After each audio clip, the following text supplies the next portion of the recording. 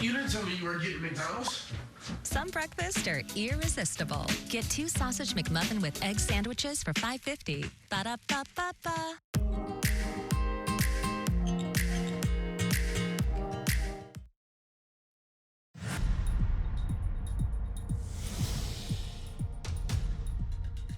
Now at noon, the White House today says that Israel has agreed to implement daily 4-hour humanitarian pauses. Thanks for joining us for the KTLA 5 News at noon. I'm Glenn Walker. And I'm Lou Parker. These pauses will be a way for civilians to get out of combat areas as Israeli forces continue to drive further into the densely populated Gaza City. KTLA 5 Sandra Mitchell joining us here in the studio with the latest. Sandra? Glenn and Lou, some big developments right now, both in Gaza and here in Southern California. It now appears there will be this safe way for civilians in northern Gaza to get out of the combat areas. Of course, there's been tension over the Israeli-Hamas war in our area as well. Take a look at this, because last night fighting erupted at a movie screening at the Museum of Tolerance.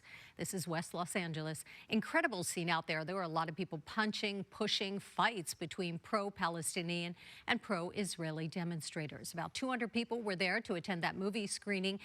It was actually showing the atrocities of the Hamas terror attacks from October 7th. LAPD was there as well. They had to break up several of those fights, but right now we do not have any reports of arrests, no reports of injuries out there. But some say it's just hard to imagine this kind of hatred here in LA. It's heartbreaking because there's already so much violence and there's already so much hate.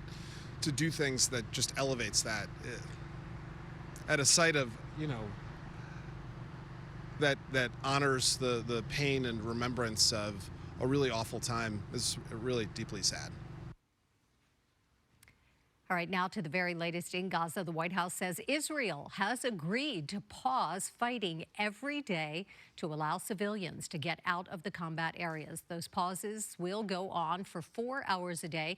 Israel is expected to announce the timing of the pauses about 3 hours before they begin. These humanitarian pauses will last for at least 3 days. We know that President Biden has been pushing for a formal ceasefire of several days to get the release of those still being held hostage by the militant group Hamas. Almost 240 people, some of them are very young children and elderly, thought to be held hostage, including up to 10 Americans. Unfortunately, right now, President Biden says there is no possibility of a formal ceasefire. So it's still a very tenuous time for the hostages and, of course, their loved ones who are waiting for news. Lou and Glenn, again, a demonstration expected to start at UCLA on Bruin Plaza at any moment. This is a pro-Palestinian rally expected to start. We'll be following those developments throughout the afternoon. For now, Glenn, back to you. All right, Sandra Mitchell, thank you. Powerful Santa Ana winds causing issues across Southern California. A wind-driven fire destroyed a home near Malibu. Power remains shut off in that area as a precaution, and we do have live team coverage of the wind and fire danger. Sarah Welch is standing by. First, let's check in with Kai Goldberg for a look at the current conditions. Hi, Kai. Hello, Glenn. Hello, Lou. Good afternoon, everybody. Here on a Thursday, we've got some good news. We're starting to see the winds laying down somewhat as we make our way through certain communities, especially along that Santa Monica mountain range. But we still got some sustained winds at the 18-mile-per-hour range from Van Nuys all the way out towards Camarillo. We're taking a look at the basin. No strong gusty winds there, so good news. And then we'll make our way out to Corona at about 16 miles per hour. So we did lose, thankfully, the wind advisory for much of the Santa Monica mountain range, but we are holding on to it, much of it until we get to about 2 o'clock for the Los Angeles County mountains all the way out to the Inland Empire, the inland sections of Orange County as well. We still, though, have that red flag warning up for most of Los Angeles and Ventura County. And unfortunately, even though